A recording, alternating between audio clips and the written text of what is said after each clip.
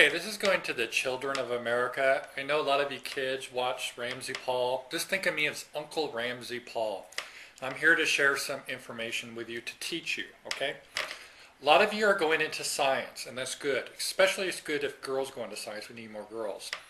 Anyway, I want to talk to you about the scientific method and how it really works, not what you've heard in grade school or even in high school. I want to explain how it works in the real world so that you're prepared. All right, I bring this up because there was an embarrassing incident where these guys we call hackers, they're bad men, they did something illegal, they stole stuff on a computer with scientists, their memos, and this was confidential. The regular people weren't supposed to see this. Anyways, about climate change. You know how about climate change? We used to call it global warming, but it's climate change. It's going to kill us all unless we spend lots of money and fund these people's careers. That's what you need to know about it. Anyway, these bad guys, they got these documents that it turned out these scientists, they kind of made a lot of this up. It's not really true. But that's not the point. And that's why I don't want you kids to get confused. Whether something is true or not is of no concern to modern science or history or the educational establishment. No, truth is not what we're after. So don't think about truth. We want to think about what is politically correct. That's what you need to focus on. Otherwise you're going to get all confused. So don't let this little mishap confuse you. Okay, now what's the scientific method? That's what I want you guys to learn. You've probably heard in grade school that's, to ask a question, do some research, develop a hypothesis, test it, analyze the data. And what? No, that's nice, but that's not really what it is.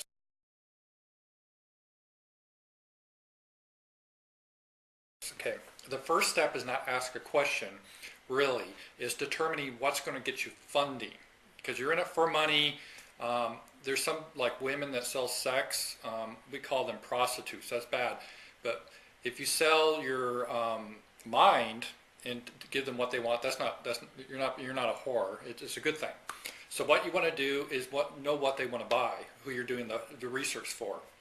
So if you're doing a research and they want to prove that something caused cancer, well, that's what you want to prove so that you can get funding out of it. So you got to look at whatever the funding is. Like if there's this whole green thing now, right? There's a green hysteria. The government's pouring tons of money into green shit, right? So you want to focus on something that's environmental or may hurt the environment. It doesn't matter if it's true or not, but that's what you want to focus on because that's where the pot of gold is, where you can get all this cash, okay? So the first question is, what will get me funding?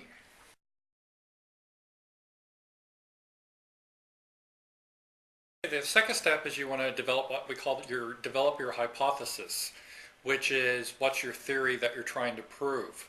So, and you want to make it, and you want to start working on the language here, and you want to make it really scary. That, if we don't do something, it's just going to destroy the human race, or it could explode the planet, or it's going to cause cancer everywhere, or it'll kill baby seals. You want to start working on that story right now. Before you do any experimentation, you want to develop your scary story. The scarier, the better, because the more scary you make it, the more money you're going to get. And everyone's going to be really scared and they're going to give you money. So make it scary. You got to make a scary story. So develop a scary story based on what you want to try to prove.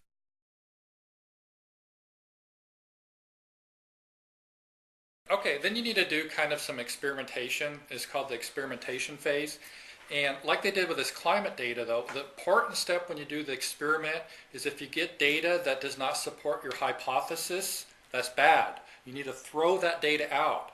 Because if you keep that data in there, it could ruin your hypothesis. And if your hypothesis is not true, what happens? You don't get your funding, right? And that's where you can get your money, so you can sit in an office and you can do research and download porn. Analyze science. So you don't want to threaten that.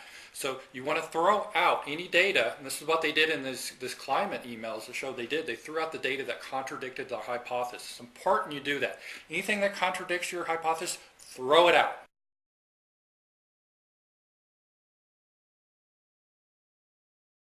When you finally got your story and with your data that you put together that fits your theory, what you want to do is broadcast it, and you really want to publish it. You want to sell it. You want to keep it really scary. You want to practice your frowny face, that you look very serious, that it's very scary. And you want to say whatever you discovered, unless we spend a lot of money on it, is going to kill women and children. Now don't worry about men, because no one gives a shit about men, but say it's going to kill women and children. And that'll get everyone in hysteria. And you can even be on Oprah and they may cry about it. They could. Or if it's going to kill like little cute animals. Not ugly animals we don't care about, but cute animals, you could say it could kill cute animals, and then you get more funding. So you got to make it really scary. You want to do as much interviews as possible. And the good thing is that people in the media, they're pretty much retarded, so they don't really do any research anymore. They just report with what you say, and they'll call you an expert, so it's great. You have the term expert, so they'll just believe in you. So say whatever shit you want. No one's going to challenge you on it, so you're going to be fine. Okay?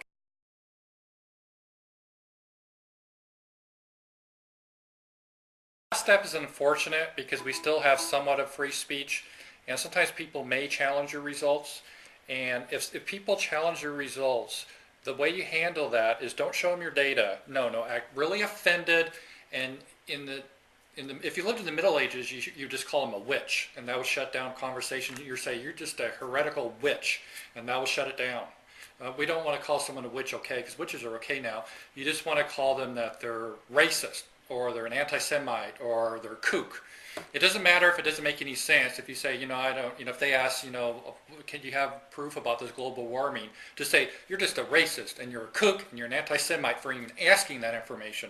It really works well. It works well with the climate change. You just get all mad, say, no, I don't want to show my data. Who the hell do you think you are? You damn racist. That works. Or even historical matters. If someone wants to, investigate the Holocaust, just flip out. Say, I'm not even going to talk about it. I'm not even going to lower myself to defending my position.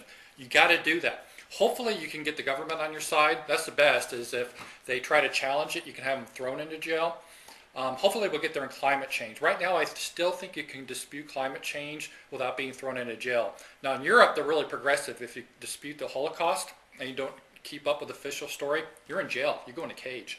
And that's how it should be with climate change too. So hopefully we'll work on that. So if anyone disagrees, or if they want to look at the data different, just say no, you're a racist or a witch, and then throw them in jail.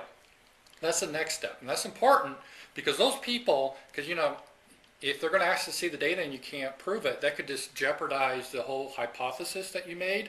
And remember what happens if your hypothesis falls apart, that your funding falls apart. And that's how you get all this easy money. You might actually have to work. And that sucks. So you got to really demonize your opponents. That's the key thing. Remember that. Demonize your opponents.